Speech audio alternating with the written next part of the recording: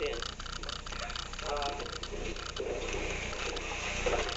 And we had 2 loads of debris, two truckloads of junk was taken out of here before I could even start. I took down walls. I took down brick walls.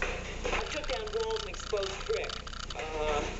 I took down a whole wall in the bedroom and made one long 6 by 18 room out of 2 small 6 by 9 rooms. Had to actually put up new walls. A lot of the walls were crumbling, put up plasterboard. I really love the space. I mean, I love the large living room, which is, I mean, it's large for the Lower East Side. It's large for $140 a month. That's what I'm going to be paying. And I like the kitchen. I mean, the kitchen will be like a kind of Eden kitchen. It'll be very homey, homisher. And the bedroom's okay, you know, and it's going to be a nice apartment. But what people have told me when they've come in, when they've seen it, they've said that the place isn't worth more than $100 a month. The way it was. Well, no, well, with the amount of work that I have to put into it, which really pisses me off. And I talked to the landlord about it. I found out that he had offered this to the guy next door for $50 a month if he would move in here and fix it up, and then he could rent his apartment for $160. And Why you accept for $140? Well, to me it seemed like a good deal to get 3 decent-sized rooms for $140, and I didn't have any idea how much work was going to go into this place. How do you feel now? Oh, I'm so pissed at the amount. I really am. Did you know about the $50 before you made the arrangement with him? I mean, could you argue with him? No. I didn't know about the $50. Jesus, if I'd known about that $50. And what the arrangement was? I mean, you could stay without paying for a month and do the job. No, what the arrangement was that he bought all of the materials and I had to do all the work. That was the arrangement. But you still had to pay the first month. He let me have 2 weeks free. Out of the goodness of his heart. It's really incredible. He's this young, you know, he looks like he's about 27, 28-year-old punk, you know, who owns 4 or 5 buildings now. You know, he's just getting started, and he works 7 days a week, poor fellow. And his wife has to work right now because they don't have enough money. It sounds like a Rockefeller, you know. I had a Rockefeller in my taxi cab once, and he was saying, I'm working my way up. He says, I only make $20,000 a year right now. I said, yeah, but how much is your inheritance? He said, oh, well, my inheritance. He said, my inheritance is in 1 hour what I make on my job in a year. $20,000 an hour. You know, and so Peter says to me, you know, he comes, the landlord, he comes crying to me. And he says, look, he says, I don't have any money. I work 7 days a week. He says, sure, I'm going to be rich, but not now. My wife supports me now. And what's your situation now? That's a very unhappy story. I'm afraid I wasn't cut out to be a cab driver. I really, I'm supposed to be working 5 days a week, but I get out there on the road and I get so depressed or angry. I either get furious and I feel like bumping into one of the other cars, you know, one of those other sons of bitches that comes and swerves in front of me. Or I get depressed and I say, I'm not going to get into this rat race, you know, I'm not going to become as vicious and savage as all the rest of them.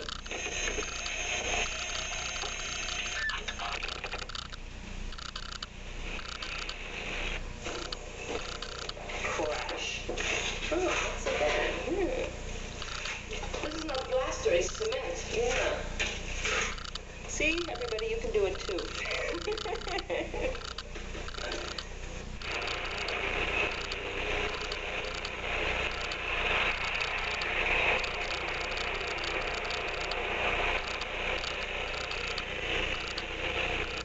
You know, I was talking to one of my customers in the cab, and every customer I have practically asks me, do I like driving, and aren't I afraid, you know, being a woman. I tell them, which is true, that I'm not afraid of the customers who get in the car, I'm afraid of the other cab drivers. And the cab driving business is sort of a metaphor for what living in New York, what it means to live in New York. You know, you have to become, simply in order to get up and down the streets, you have to either become as vicious and competitive as all of the others, or you lose out, or you don't do your job. So I decided I wasn't going to do that. I wasn't going to get that way, and as a result, I haven't made as much money as a lot of the cab drivers. About the second week that I was working, I was going across 18th Street, and I saw two yellow cabs smashed up against a wall on the street, on the sidewalk. And I could just imagine the picture, you know, these two people, these two cab drivers saw this one customer, and they both started speeding toward the customer. And what happens is that when they get into that kind of a thing, they really don't watch. They say, if I keep going, the other person's going to stop. You know, they don't watch to see to stop at the last minute. They kind of bank on that the other person is going to stop, and I guess both of them were playing the same game, and neither of them stopped.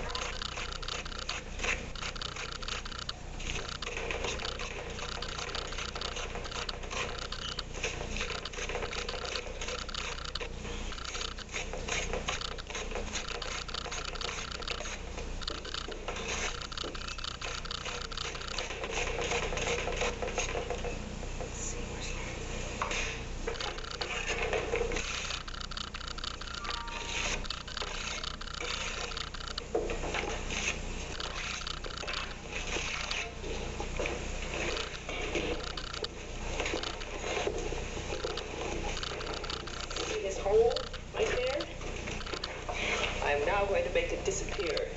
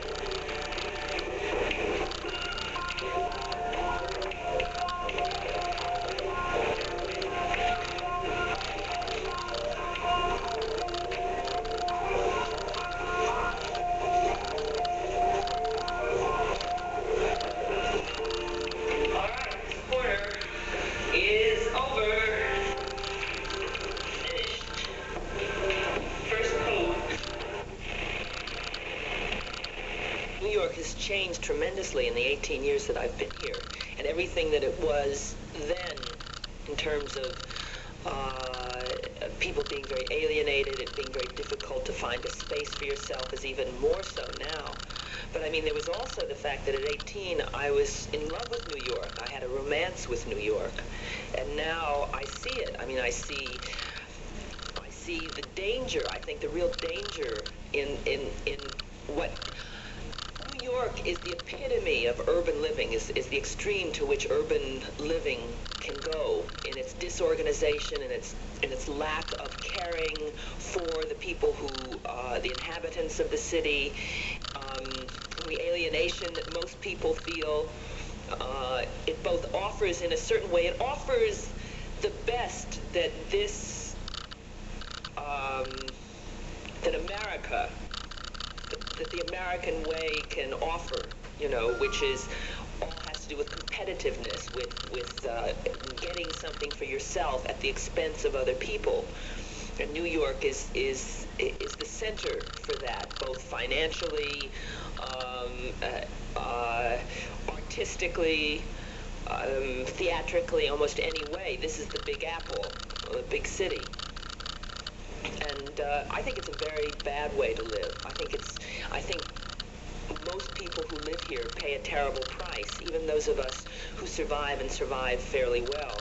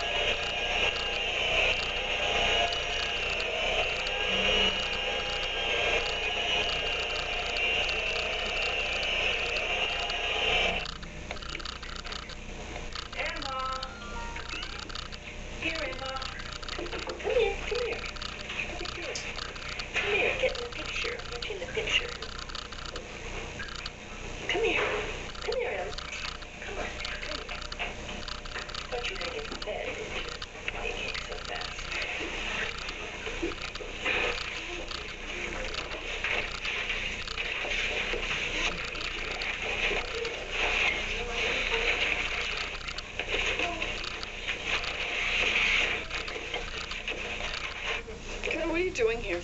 I'm sorting out all my books. I'm leaving all my books on women, psychic phenomena, being Jewish, music, and theater. And I'm throwing out all my books on the left.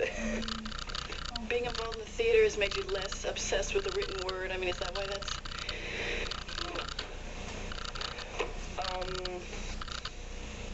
For me, theater is not only acting, but theater is a form of ritual, and that women, we need rituals. We need ways to define our new selves, to exorcise the old self. Words, I mean, originally had a magical meaning and could do it, but I mean, all of the arts, poetry, music, dance, theater, all came from religious, they all had religious origins. They all came out of religious ritual. and those things were cut off as society, you know, developed and became more technological, and became the religious and the secular became separate. It's a whole part of the way in which human beings have segmented their lives, have categorized our lives, and just one of those is taking art, our creative, our need for rhythm, our need for a kind of rhythmical expression of our feelings, and putting that in a separate place for our lives. And that I think that theater is one of the best ways now to regain that. Women's liberation at its best is deeply spiritual to me, you know, deeply religious. And the music and the art and the theater that's being created by women that comes from that depth is also deeply spiritual. And theater is a form that can include all women in it. I mean, the kind of theater that I'd like to do is theater in which women can participate at different times within the theater piece. It starts from the assumption that whatever is healing for women lies deep within each of us, and in exploring our own selves, as we go more deeply, the deeper we go, the more we're going to touch on that healing power. What healing power? What healing power? I mean, our own strength, our own centers, which has been covered up for 5,000 years, and which very few women are beginning to touch on. I know that there are a few people, there are certain people, especially people who are experts, you know, quote unquote, on art and theater, who said, well, that's not theater because it's political, or because it's too personal, or because it's too direct. They have a very narrow, decadent definition of theater, and they can't, there's no room for something that's as real. I mean, a lot of people can't stand anything that's too real, you know. I mean, it's too frightening because it threatens their entire life. And, you know, I think that there are women, I mean, that's why I want to do theater primarily with women, because I know women are ready for that. I mean, they're ready to explode with all of this new understanding, these new feelings, and they want something. They want a culture that will explode with them. That is you? Let me see the little girl.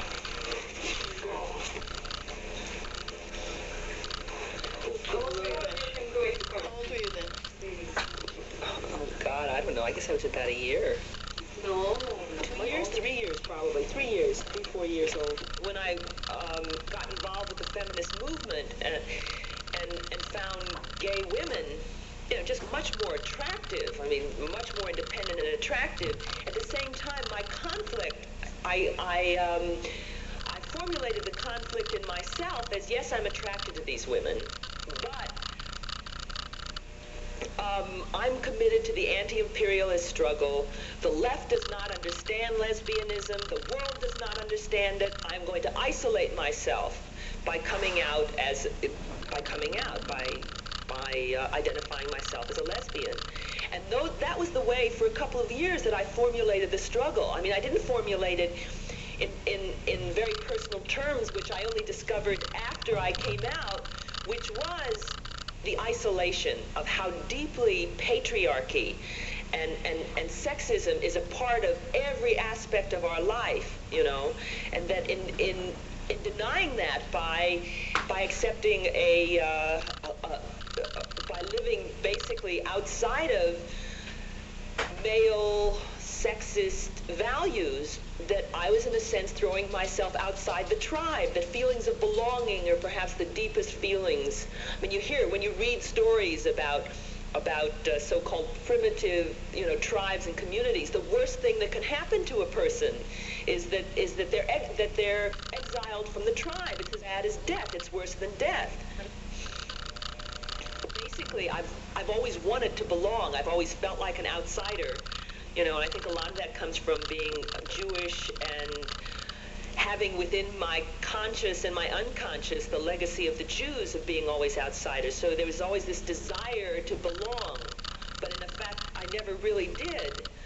So that's, I think, one of the things that made coming out so much more difficult for me was the recognition that I would even put myself much further outside of any community. I mean, I didn't see it as belonging to another community yet. Which is, by the way, the reason I think that a community, a lesbian community, is so important, is that we do need to belong. We do need to feel a part of something larger than ourselves or the one or two close friends we have.